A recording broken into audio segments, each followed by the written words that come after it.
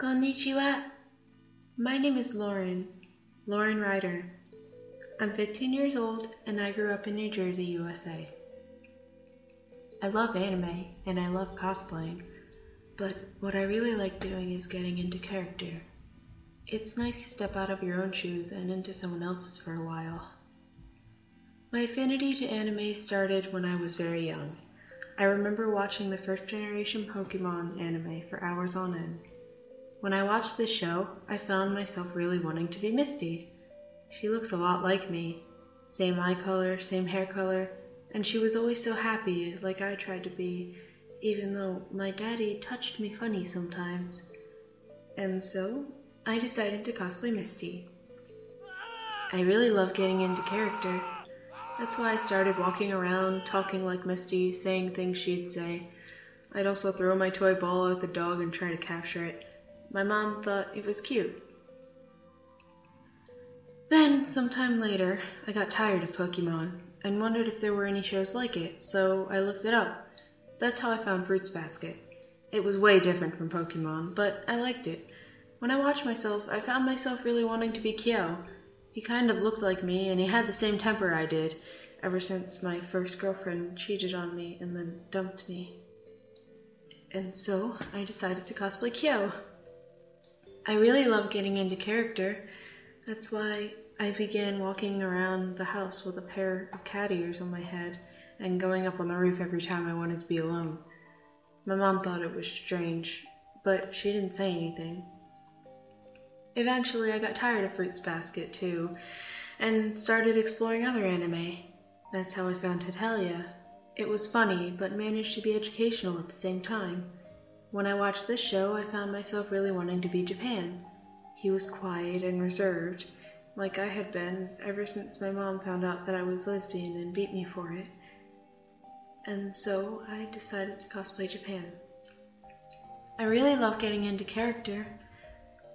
That's why I cut my hair and dyed it black to look like his. My mom said she had enough of me and that anime shit, and told me that I wasn't allowed to watch it anymore. I cried, but there was nothing I could do. I then fell into a depression, my one outlet having been taken away. My mother had blocked the channel I watched anime on and refused to give me my laptop back, and so there was no way to watch my new shows or anything.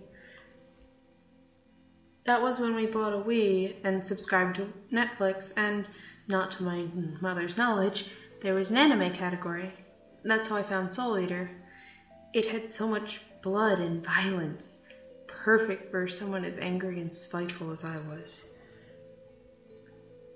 When I watched this show, I found myself really wanting to be Dr. Stein. He loved to cut things, just as I loved to cut my wrists.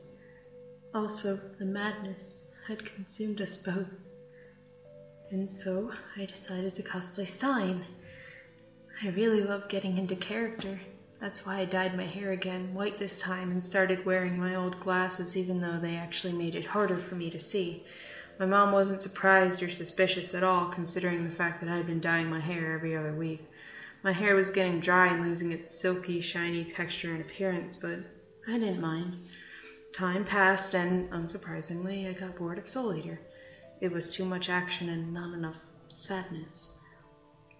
And I continued browsing through the anime category on Netflix. That's how I found Black Butler. It was just what I was looking for, a dark, desolate anime that highlighted violence and minimized happiness. When I watched this show, I found myself really wanting to be CL Phantomile.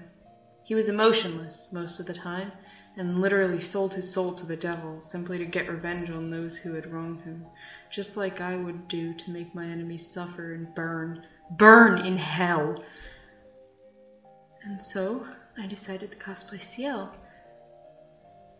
I really love getting into character. That's why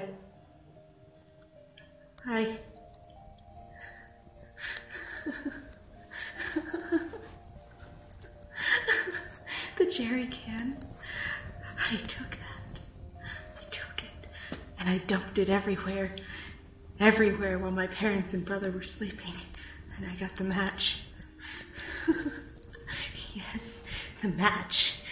I lit the trail that I had run throughout the house and watched as the place went up in flames around me.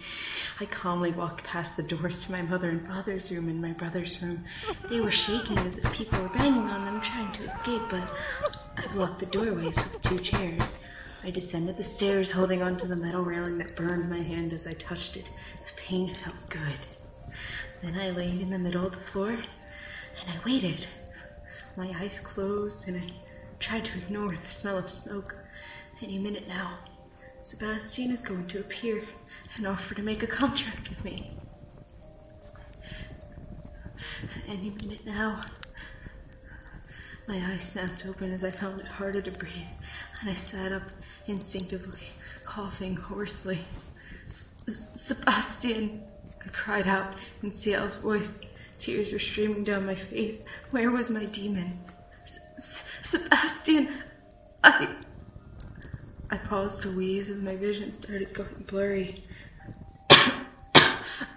I summoned you.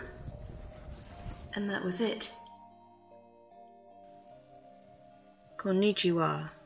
My name was Lauren Ryder. I was 15 years old, and I grew up in New Jersey, USA. I loved anime, and I loved cosplaying, but what I really liked doing was getting into character. Lauren Ryder, 1998 to 2014. This note was found, charred and barely legible, on Lauren's pillow. She and her family died that day, and the message on the note was engraved into her epitaph. Only their family attended the funeral, and there wasn't many witnesses, so the town didn't believe them when they said they'd seen a raven with glowing red eyes perched on Lauren's tombstone.